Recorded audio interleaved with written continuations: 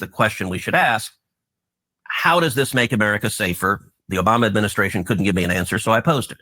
I think Iran is very different. Let me ask what you think of how Syria wound up, because Bashar al-Assad now lives in Moscow. Yeah. He was taken out by our allies, and he's been replaced by a radical Islamist who was affiliated with ISIS. So is that a win or no?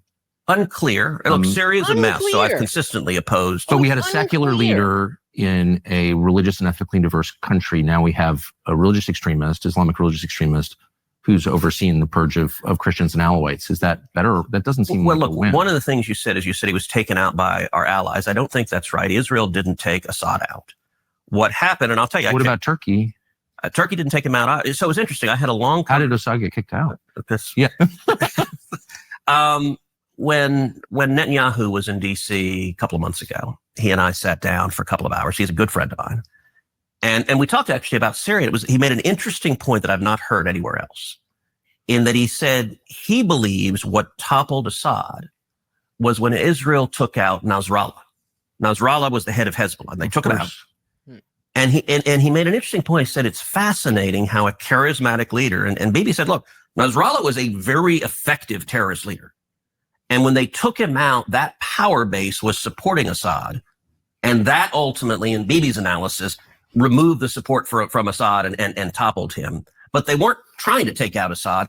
My view now, I don't know. So you don't think that, and I don't, it is very confusing, and I don't know that anyone really knows all the details, but you don't think that Israel or Turkey or NATO ally Turkey played any role in toppling Assad?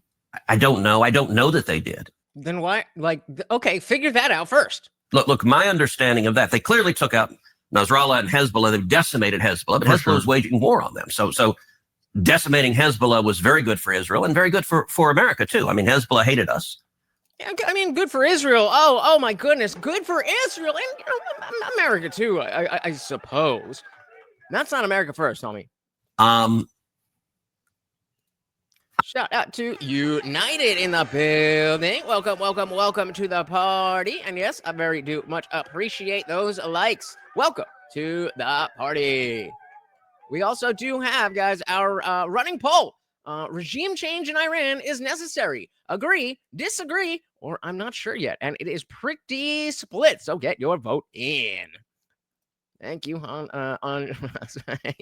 what I was about to call you. Waging war on them. So decimating Hezbollah was very good for Israel and very good for America, too. I mean, Hezbollah hated us.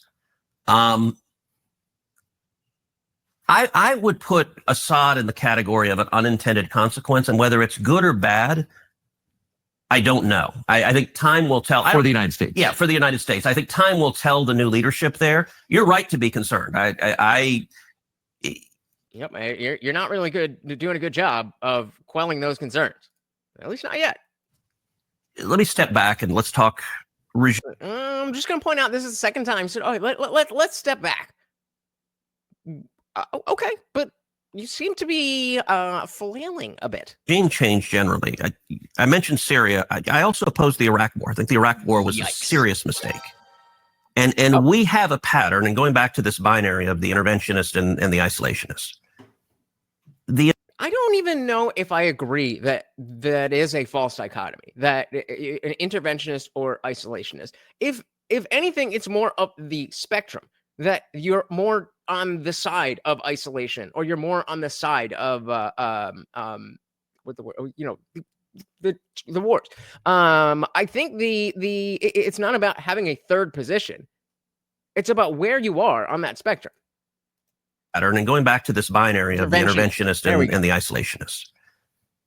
The interventionists advocate over and over again, there's a bad guy, there's a dictator who's doing bad things to his people, and they say, let's go topple him. And you have dictators in the Middle East who are killing radical Islamic terrorists. We come in and topple them. The radical Islamic terrorists take over, and they start killing Americans. In my view, how the heck does that help us? Like, Saddam Hussein was a horrible human being. He murdered and tortured people. Unequivocally bad guy. But it got much worse after we toppled him.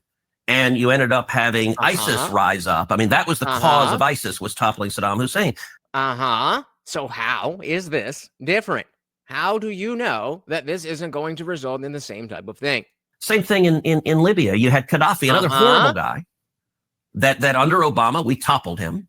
and you ended up having radical Islamic warlords taking over. And so the only way that he comes out of this with a pro-interventionist position here is to say those were bad, but these are good because they're different in such and such way.